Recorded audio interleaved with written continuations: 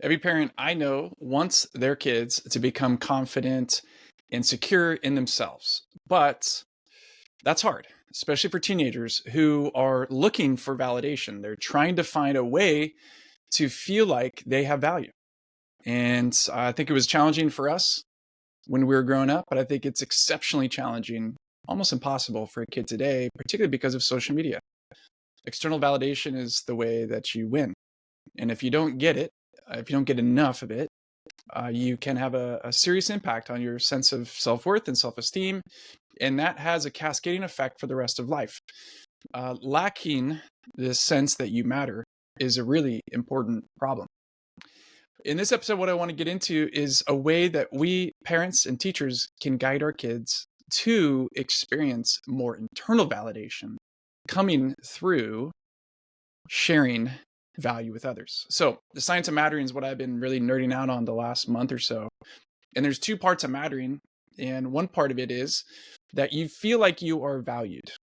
And that's generally experienced when other people notice you, greet you, are interested in you, demonstrate interest in you, are just like paying attention and being present with you. That's the first part of mattering. The second part of mattering would be that you feel like you add value. And you can have one without the other, and it's not going to go well. It's not going to go well for your kids.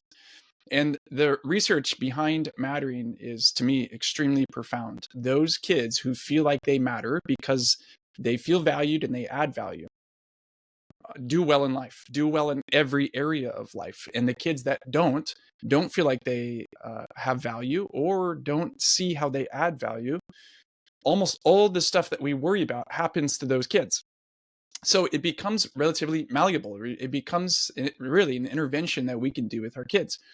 Okay, so that's the context. Now, what I've noticed since I was a kid, it's fascinating to me that when you are in school or a kid is hanging out with a group of friends, just imagine a typical lunch table at your typical school, middle school or high school. And there's a group of friends, they sit there by and large, the same group of kids every day. And I can guarantee you that at least one of the kids that shows up to sit at that table, when they sit down, nobody acknowledges their presence. Nobody says or looks at them. No one says hi. No one says their name. No one asks them a question. Sometimes they don't even move over. It happens, it starts in elementary school and then middle school and high school. It happens for adults. Have you ever been hanging out? I would encourage you to pay attention next time you're hanging out with a group of friends or chit-chatting on the sideline of a soccer game and another parent walks up. Some people will just literally ignore that person. Now, what you're doing, what that kid is experiencing, you are getting a signal that you do not have value. You don't even have enough value to pay attention to. And when people go unnoticed, when a kid goes unnoticed, they're definitely on the side of feeling like they don't matter. So back to you and your kids. I want to teach my kids how to express mattering. I want my kids to know and start paying attention to and seeing how they can be a part of communicating value to the people in their lives. Why? Well, my wife and I, we have values of kindness and service. We have a spiritual and religious perspective that informs it as well. But the research is like undergirding it even more. I want my kids to know that by showing that the people around them matter, that in and of itself is going to help my kids know that they're adding value where they go, which is one of the two ingredients of mattering. I want to teach my kids to greet and notice and be interested in the people around them, even if they don't like them, want them to be there, or drawn to them, think that they're cool, think that they're interesting, even if, and I'd say actually especially if, there's a kid that comes and they're just kind of taking up space. They don't add much. They don't say much. They don't do much. They don't bring humor. They don't bring a new perspective. They don't share their opinion. They're just there. And you kind of want them to go away. I want to teach my kids to, especially for that kid, turn to them and demonstrate that that kid has value.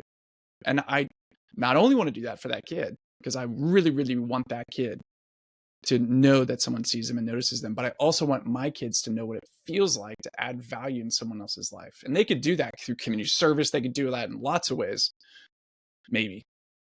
But I want them to know that they can do that every single day when they are walking in between classes, when they are hanging out with a group of friends, when they're at lunch, when they see someone at a social event, that there's actually power that they can wield. So what does that look like for you and I? I think number one starts with us modeling it. And that's my own personal challenge. I'm taking that on as a challenge to acknowledge and greet people. I've done that for myself with kids. My personal commitment is if I see a kid and I know that kid's name, no matter where I am, Target, school campus, a soccer game, I'm going to say hi to that kid.